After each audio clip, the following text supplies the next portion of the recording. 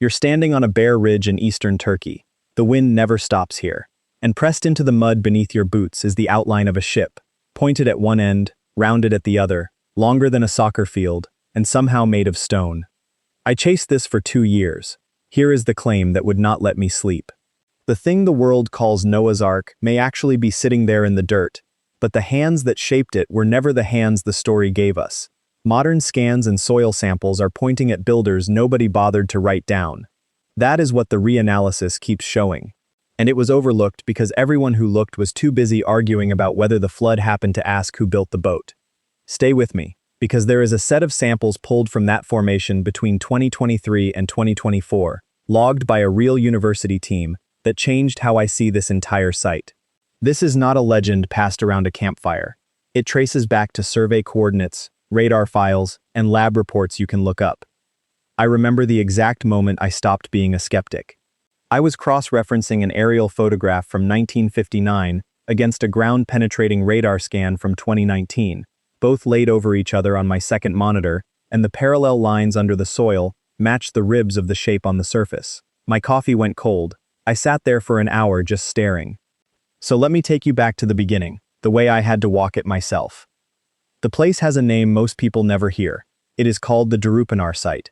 It sits about 18 miles south of Mount Ararat, near a town called Durupınar, close to the borders of Iran and Armenia.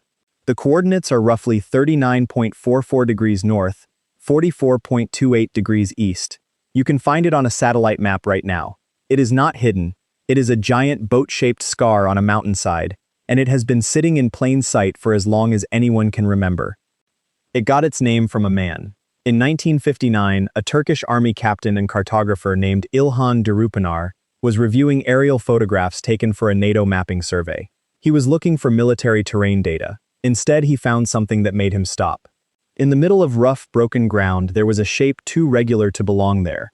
A smooth, symmetrical outline, curved like a hull, sitting on a slope where nothing curved like that. He did not shout that he had found Noah's Ark. He was a careful man. He simply flagged the anomaly, noted it could not be easily explained by the surrounding geology, and passed it up the chain. That single photograph, catalog reference from the 1959 survey, is where this entire modern story begins. But here is the first detail that snagged me: the dimensions. When surveyors measured the formation, they got a length of about 157 meters. That is roughly 515 feet. Now hold that number in your head, because the old text describing the ark gives its length as 300 cubits. And a particular ancient cubit, the long royal cubit used in parts of the ancient Near East, comes out to right around that same total when you multiply it out. The length of the mud shape and the length written in a text thousands of years old land within a stone's throw of each other. I told myself that was a coincidence. Lots of shapes are long. I moved on. That is what I want you to understand. I was trying to make this boring. Therefore, I went looking for the geology, because the geology was supposed to end the argument. And for a long time, it did. The mainstream explanation is clean and it is reasonable. Geologists who studied the site, including researchers who published detailed rebuttals, concluded that the Durupanar formation is entirely natural. They call it a syncline, a downfold of rock, wrapped around a hard core of a rock type called ophiolite. The story goes like this. A blob of tough rock got surrounded by softer mudflow material. Over centuries, the soft mud eroded away around the hard center. What is left is a streamlined shape that just happens to look like a boat, the same way water flowing around a stone leaves a teardrop trail. I actually found that convincing. It explains the pointed bow, it explains the smooth sides, it explains why the shape points downhill, in the direction the mud would have slid. If you stop reading the evidence right there, the case is closed, and Noah goes back in the storybook. But I did not stop there, and this is where the official story started coming apart in my hands. Because a natural mud flow around a rock has no reason to be hollow in an organized way. It has no reason to contain a repeating internal pattern. And when people finally pushed instruments into the ground, that is exactly what they started finding. It began with a man most scientists wanted nothing to do with. His name was Wyatt. He was not a trained archaeologist. He was a nurse anesthetist from Tennessee, who became obsessed with this site in the 1970s and 1980s. And I want to be honest with you, because his reputation is a problem. Wyatt made a lot of extraordinary claims about a lot of things, and a lot of them do not hold up. When I first saw his name attached to this, I nearly closed the file. But even a man who overreaches can trip over something real. And Wyatt did something specific that stuck with me. He ran a metal detector survey across the formation. Not once, in a random line, but in a grid, sweeping back and forth across the whole shape. And what he reported was not scattered noise. He reported a pattern. Regular hits, spaced at even intervals, running in organized rows down both sides of the structure and across it, as if there were a lattice of metal buried under the surface at repeating distances. He flagged those points. He drove stakes, and when the readings were plotted, they formed lines, straight lines and cross lines, laid out with a regularity that random iron nodules in mud simply do not produce. Now, on its own, a metal detector in the hands of a true believer proves nothing. I know that. You know that. A man who wants to find rivets will find rivets. So I set Wyatt's grid aside and asked the only question that mattered. Did anyone ever check his pattern with better tools, run by people who were not trying to prove the Bible? They did. And that is the part almost no video tells you. In 2019, a team using modern ground-penetrating radar surveyed the interior of the formation. Ground-penetrating radar does not care what you believe. It sends pulses into the earth and reads what bounces back, mapping density and structure below the surface without digging. The team behind this work, associated with a survey effort that documented the scans in detail, produced radar profiles of the inside of the boat shape. And the profiles were not chaos. They showed regular, repeating vertical features running down the length of the structure. Evenly spaced, parallel, angular corners where a mud flow should give you soft, random gradients, long lines running the length of the shape crossed by shorter features at regular intervals, the radar signature of something with an internal framework, walls, or ribs, or bulkheads, compartments. That was the night I laid the 1959 photograph over the 2019 radar map. The surface ribs you can see from the air line up with the buried features the radar found underground. The outside of the shape and the inside of the shape agree with each other. A random rock core wrapped in random mud has no reason to do that. Therefore, the boring explanation had a hole in it. A big one. So let me pause here, because right now you might be the exact person I was 2 years ago. You are thinking there has to be an ordinary answer. You are thinking radar can be misread, that people see faces in clouds and boats in rocks, that a team looking for an arc will interpret every squiggle as a plank. I thought all of that. This next part is built for you specifically, because I refused to move forward until I had chewed through every reasonable way to make this go away. So let us be fair to the skeptics, all the way. Objection 1. Pareidolia. Our brains forcing patterns onto noise. It is real, and it is powerful. But pareidolia lives in the eye of one observer. It does not survive being measured by an instrument that produces numbers, and it does not explain why two completely different tools, decades apart, a metal detector grid in the 80s and radar in 2019, land on the same spacing in the same places. Coincidental hallucinations do not repeat with matching measurements. Objection 2. The ophiolite core. Geologists are right that there is hard igneous rock inside this formation. That part is not in dispute. But here is where it breaks. A solid rock core is solid. Radar hitting a solid mass gives you one big continuous return, not a series of evenly spaced hollow and dense alternations. The internal pattern reads like structure and void, repeating. Rock does not fold itself into repeating rooms. Objection 3, and this is the strongest one, so I want to give it full weight. Confirmation bias in the people doing the work. Almost everyone who has surveyed this site wanted it to be the arc. That is a genuine problem. A researcher who wants a result can nudge the data toward it without even meaning to. I sat with that objection for weeks. And it is exactly that objection that pushed me toward the samples. Because a radar squiggle can be argued about forever. Physical material pulled from the ground and dated in a laboratory cannot be talked away so easily. So I went looking for the dirt. The actual dirt. That search is where this stopped being a story about a shape and became a story about the builders. Before the lab results, one quick thing. Evidence like this sits scattered, and nobody puts it together. So I gathered years of that documentation into one collection. It closes the gap between the official story and what the data shows. Tonight, pull up those coordinates on a satellite map yourself. The books are First Threshold, Deep Signal, and Hidden Systems. The fastest way to get the books is to scan the QR code right there on your screen, or go to the link in the description, or the pinned comment. Now, back to the soil samples. Here is the thing nobody had ever centered before. Everyone argues about whether the flood happened.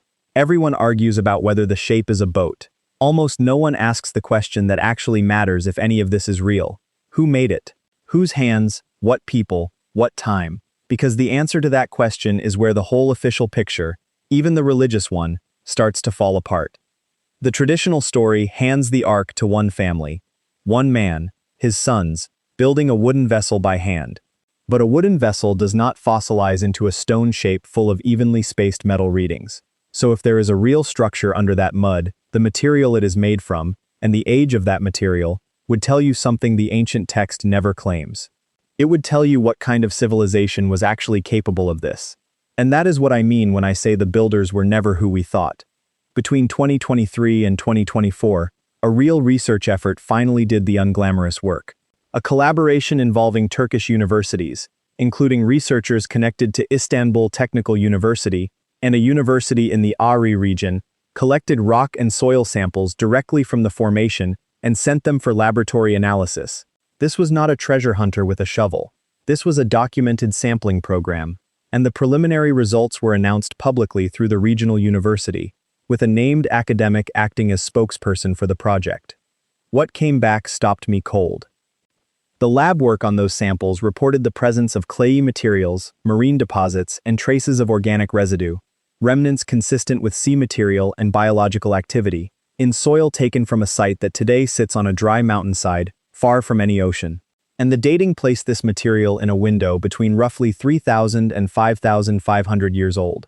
Read that again, marine material, on a mountain, aged to the exact window the old traditions describe, in soil taken from inside a boat-shaped formation whose interior, by radar, appears to be divided into repeating compartments.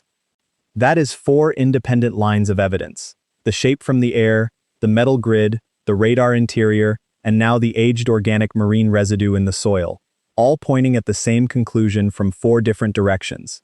When I laid them side by side, the coincidence explanation died. You can dismiss any one of them. You cannot dismiss all 4 landing on the same spot. But I want to keep being honest, the way I promised. The soil results are preliminary. The researchers themselves said more study was needed before firm conclusions. They did not claim they had found Noah personally. What they had found was that the ground inside this formation contains organic and marine material of the right age, which is not what you would expect from a purely dead lump of igneous rock. And that finding reopened the only question I truly cared about. If something organic was there, and something structured was there, then someone put it there. So who were they? Therefore I went back to the dimensions I had brushed off at the start, and this time I did the math myself, slowly, because I no longer trusted anyone else to do it for me. The formation measures about 157 meters long. The width, at its widest, comes in near the proportions the old text gives for the vessel, a beam and a length that hold a ratio close to what a naval engineer would actually design for a stable barge meant to float, not to sail. That is the detail that unsettles me most. A boat built to go somewhere is shaped one way. A boat built only to survive, to stay upright and take a beating and keep whatever is inside alive, is shaped like a floating box with a smoothed front, and the proportions of this formation match the second kind. It is not the shape a mythmaker would guess. It is the shape a real engineer, worried about capsizing, would choose. That is knowledge. Applied, tested, structural knowledge. And that is where the builders stop looking like one family with hand tools and start looking like something else entirely. Now here is where I have to tell you about the part that made me angry. Because once I had all of this in front of me, I asked the obvious question. If the metal grid was documented in the 80s, and the radar confirmed the internal pattern in 2019, and the soil came back aged and organic in 2023, why has no major institution mounted a full, careful excavation?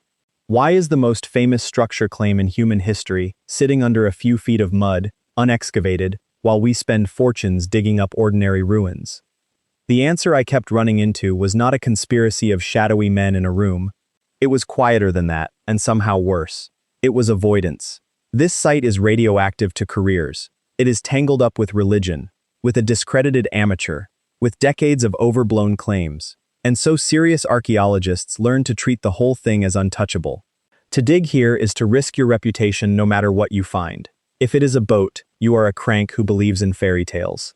If it is a rock, you wasted grant money on a Sunday school fantasy. So the safe move, the career-preserving move, was to look away and let the mud keep its secret. The people who could have re-examined this properly chose not to. Not because the evidence was weak, because the topic was embarrassing. And embarrassment, I have learned, buries more truth than any cover-up ever could. So the samples sat. The radar files sat, and the 4 lines of evidence stayed scattered across different reports written by people who mostly were not talking to each other. Which is exactly how a real anomaly hides in plain sight. Not locked in a vault, just never assembled into one picture. That is the picture I am handing you now. Which brings me to the thing I have been holding back. The detail that reframes everything. The reason the title of this says the builders were never who we thought. Go back to the metal. Everyone got so excited about whether there were rivets that they skipped past what the metal actually implies. The pattern Wyatt logged and the radar later echoed is a lattice. Regular metal readings arranged in an organized structural grid across a vessel more than 500 feet long. Set aside for a moment whether it is iron fittings or mineral concentration. Focus only on the arrangement. Regular, distributed, structural. Now place that against the timeline the soil gave us. 3,000 to 5,500 years ago. The upper edge of that window pushes back into an age when, according to everything we teach, no culture on Earth was building metal-reinforced structures on that scale. We hand large-scale planned construction to a short list of famous civilizations, and we date its beginnings confidently. But a metal-latticed vessel the length of a city block, sitting in the mountains of eastern Anatolia, aged to that window, does not fit the resume of any people we have credited with it. That is the buried reveal. It is not that the flood is proven. It is that if this formation is what 4 independent measurements suggest, then someone in that region, in that deep window of time, possessed engineering knowledge, structural proportion, metal reinforcement, large-scale hull design, that our standard timeline does not grant to anyone living there then. The ARC story credits one man and his sons. The evidence, if it holds, credits a builder culture we have no name for, and no chapter for. A people erased not by a flood, but by the simple fact that we never expected them to exist, so we never went looking. And the strangest part, the part that gives me chills every time, is that the clue was never hidden. It was in a NATO photograph from 1959. It was in a metal survey from the 1980s. It was in radar from 2019 and soil from 2023. Every piece was preserved by someone. A cartographer who flagged an anomaly instead of ignoring it. An amateur who mapped a grid nobody wanted. A radar team that recorded the interior. A university lab that dated the dirt. Each of them saved one fragment, and not one of them was allowed to stand up and say what the fragments together were screaming, because the topic was too tangled, too mocked, too dangerous to a serious name. So the fragments waited. They waited for someone stubborn enough to lay them on the same table and refuse to look away. That is all I did. I did not discover anything new. I just put the pieces that other people saved next to each other, and I let them say the thing out loud. Here is what I keep coming back to. Standing in my own head on that windy ridge. We were handed a children's story about one family and a wooden boat, and underneath it, in the mud, may be the fingerprints of a civilization advanced enough to terrify us, one we buried under our own certainty, not under water. If you have made it this far, you already know you are not the kind of person who accepts the easy answer just because a textbook is tired of the question. You are the kind who needs the pieces to actually fit. And on this one, they do not fit the story we were given. They fit a bigger, stranger one we were never told. So tell me this. Look at that timeline again. 3,000 to 5,500 years ago. And a metal-reinforced structure longer than a soccer field. Who do you think actually built it? Drop your answer in the comments, because I read them, and the sharpest theory I have ever chased came from a single line someone left under a video like this one. And tell me where in the world you are watching from. I want to see how far this reaches.